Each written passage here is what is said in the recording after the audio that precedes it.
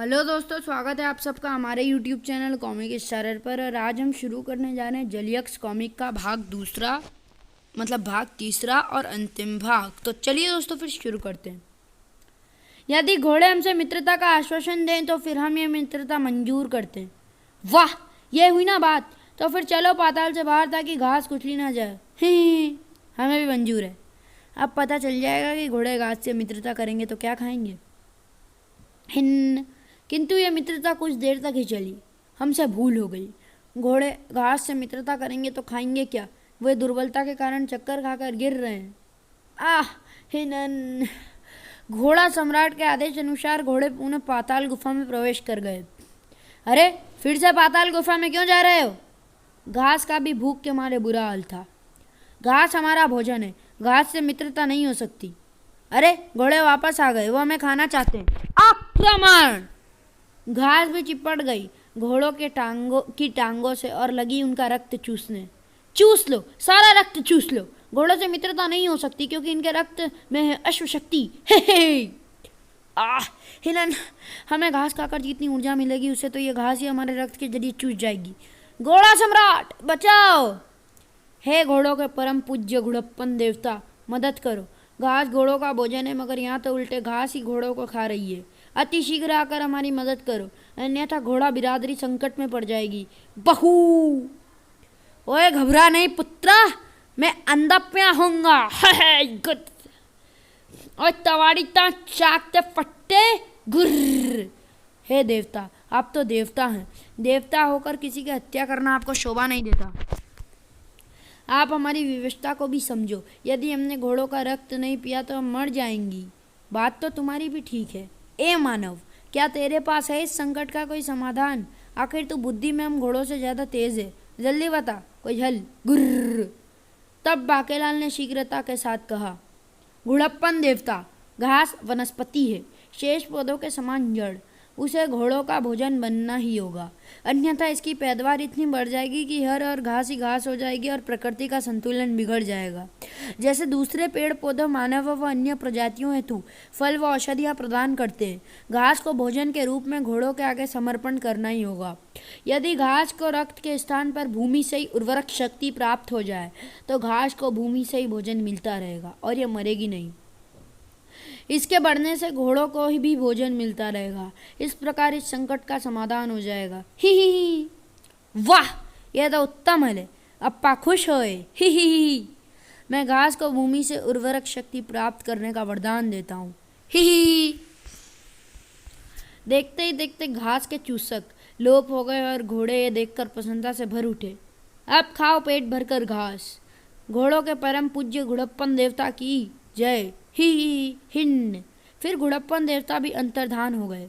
बाकेलाल व छेला पाताल गुफा से बाहर निकले। किंतु पिताश्री, आपको जलियक्स के प्रश्न का उत्तर तो मिला नहीं। तो क्या उत्तर प्राप्त किए बिना ही मैंने घास व घोड़ों का संकट हल कर दिया? ही। तो क्या आपको उत्तर मिल गया है? हाँ, यह सब घुड़प्पन देवता का चमत्कार था। उन्होंने हमें समय यात्रा के जरिए उस युग व काल में भेज दिया था जब घास व घोड़े बोलते भी थे। हे। बोलो घुड़प्पन देवता की जय। इसी के साथ ही छेला तो हो गया गायब और बाकेलाल आ पहुंचा सरोवर पर। अरे, मैं तो सरोवर पर ही आ पहुंचा और ये छेला कहाँ चला गया? चलो कमबख्त से पीछा तो छूटा। हे। बाकेलाल ने जलियक्ष को आह्वान करने के साथ ही कहा, हे जलियक्ष, झापड़ सूझ गया। हे। तुरंत जलियक्ष प्रकट हो गए। झापड़ सूझ गया, ये तो प्रसन्नता की बात है। ही। बाकेलाल, शीघ्रता से कहो कि यदि घोड़ा घास से मित्रता करेगा तो खाएगा क्या? चक्कर। चक्कर? ये कौन सा पकवान है?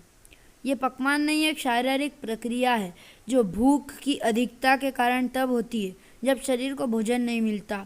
इसमें सारी पृथ्वी घूमती हुई प्रतीत होती है और प्राणी कमजोरी वश निढाल होकर गिर पड़ता है, अर्थात अपने होश खो बैठता है। ही।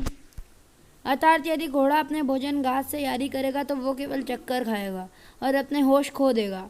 यही है तुम्हारे पापड़ का झापड़। हे। तुम्हारे इस झापड़ पर ताला जड़ दूं? क्या मतलब? ताला जड़ने से पहले तुम झापड़ को बदल सकते हो। यदि मैंने ताला जड़ दिया और झापड़ गलत निकला तो मैं तुम्हारे और पापड़ नहीं सेकूंगा। हे! तो फिर ताला जड़ दो। ये एकदम सही जा पड़े। वो मारा पापड़ वाले को। पापड़ वाला तुरंत प्रकट हो गया।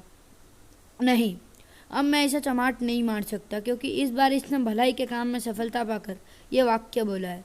ही अभी मुझे भी प्रकट होने की आवश्यकता नहीं है। ही तो फिर जल्दी से दूसरा प्रश्न पूछो। ही प्रश्न नहीं बाकेलाल, पापड़ बोलो। हाँ, मेरा मतलब था दूसरा पापड़ क्या है। ही कमबख्त मोटे की जान आफत में डालते डालते यहाँ तो मेरी जान आफत में पड़ जाएगी। बहू, अरे ये क्या हो रहा है? फंदा क्यों कसने लगा? क्या 7 दिन पूरे हो गए? बहू, बाकेलाल, मैं फंदा बोल रहा हूँ। मैं तो याद दिला रहा था कि कोई गड़बड़ ना होने पाए, अन्यथा मैं ऐसे ही कस जाऊंगा। जलियक्ष ने अगला प्रश्न पूछा। बाकेलाल, अगला पापड़ है कि पहले मुर्गी हुई या अंडा? ही ये कैसा विचित्र प्रश्न है। प्रश्न नहीं बाकेलाल, पापड़ बोलो, जिसका झापड़ तुम्हें सोचना है। अच्छा, तो अब मैं चलता हूँ। जब झापड़ सूझ जाए तो यहाँ मेरा आह्वान करना और कहना झापड़ सूझ गया, मैं आ जाऊँगा। कमाल है, ये वाक्य तो कई बार सुना है, मगर कभी इस पर ध्यान ही नहीं दिया कि पहले मुर्गी पैदा हुई या अंडा। मान लिया यदि मुर्गी पैदा हुई तो मुर्गी तो अंडे से ही पैदा होती है, तब अंडा कहाँ से आया? और यदि पहले अंडा पैदा हुआ तो अंडा तो मुर्गी से ही पैदा होता है, तब मुर्गी कहाँ से आई? इस प्रश्न का उत्तर कहाँ से मिलेगा? बहू, क्यों ना मुर्गियों से ही चलकर पूछूं। धत्त तेरी की, मुर्गियाँ कैसे बताएगी? इन्हें तो खुद भी नहीं पता होगा। मुर्गी, अंडा, मुर्गी, मेरा अंडा मुझे वापस दे दे मानव। गुर्र, कड़कड़कुड़ी, मुर्गी चोर, तड़ाक, आई, ठाक, आ। आज पकड़ा गया चोर कहीं के। रोजाना मेरे दड़बे से मुर्गियां और अंडे चोरी हो रहे थे, तो तू ही है वो चोर। तड़ाक तड़ाक। बाकेलाल शीघ्रता से हाथ पलट गया। अरे ये मैं हूँ बाकेलाल। बाकेलाल जी, आप मुर्गी चोर? नहीं, मैं मुर्गी चोर नहीं हूँ। मैं यह पता लगाने की चेष्टा कर रहा था कि पहले मुर्गी हुई है या अंडा। बहू, तुम तो मुर्गियाँ पालते हो, क्या तुम मुझे बता सकते हो कि पहले मुर्गी हुई या अंडा? बहू, इस प्रश्न के विषय में तो मैं रोज प्रातः उठते ही सोचता हूँ। हे, किंतु अफसोस आज तक इसका उत्तर नहीं सोच सका। बहू, हे, ये तो मैंने भी कभी नहीं सोचा। हे, कूड़ कूड़ कूड़, क्यों री कुड़क्कू, क्या तुझे पता नहीं कि पहले हम पैदा हुई या अंडा? हे, चल बेटा बाके, आगे बढ़। कमबख्त ने डंडा मारकर कमर तोड़ दी। बहू, मेरे विचार में पहले हम पैदा हुए होंगे, किंतु हमारे चूजे तो अंडों में से ही पैदा होते हैं।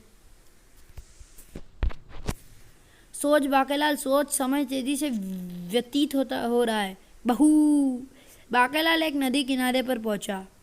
अरे, उस कछुए ने अभी अभी अंडा दिया है। अगर प्रश्न से मुर्गी के स्थान पर कछुआ होता तो इस समय मेरा उत्तर होता कि पहले कछुआ पैदा हुआ है और फिर अंडा। इसी प्रकार यदि कछुए के स्थान पर मुर्गी को रखें तो उत्तर होता है पहले मुर्गी हुई और फिर अंडा। मिल गया उत्तर। पहले मुर्गी हुई कि अंडा आए? ये क्या, अंडे में से कछुए का बच्चा निकल रहा है? इस हिसाब से तो पहले कछुआ हुआ, फिर अंडा हुआ, फिर मुर्गी। मेरा मतलब कि कछुए का बच्चा हुआ, यानी कि पहले मुर्गी हुई होगी, फिर अंडा हुआ होगा, फिर अंडे से में मुर्गी का बच्चा हुआ होगा, और फिर वो बच्चा बड़ा होकर मुर्गी बन गया होगा। अबे तो पहले क्या हुआ, मुर्गी या अंडा? अरे ये फंदा फिर से कसने लगा। बहू, ही मैं हूँ फंदा। बाकेलाल, इस बार तो फंस गया मुर्गी और अंडे के फेर में। यदि समय रहते उत्तर न मिला तो मैं ऐसा ही कसूंगा तेरी गर्दन में। हे। अरे पर अभी तो समय है, तू अभी से क्यों कस रहा है? ढीला पड़ कमबख्त। फंदा ढीला पड़ गया।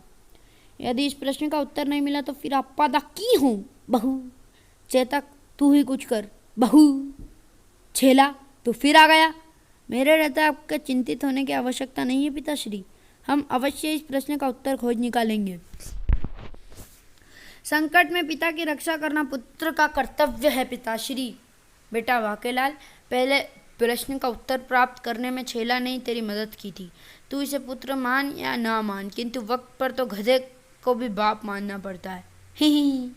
छेला, नैतिकता की बातें मत कर और जल्दी से बता कि पहले मुर्गी पैदा हुई या अंडा। ही। उसके लिए तो हमें कुकड़ों को घाटी जाना होगा पिताश्री। कुकड़ों को घाटी? ये क्या पर है? ये कहाँ पर है? आप चलो तो सही पिताश्री। ही। क्या बाकेलाल फंदे से पीछा छुड़ा पाया? जानने के लिए पढ़े हास्य से भरपूर कॉमिक विशेषांक बाकेलाल का कुकड़ू कू। तो चलिए दोस्तों, फिर मिलते हैं कुकड़ू कू में। तब तक के लिए गुड बाय।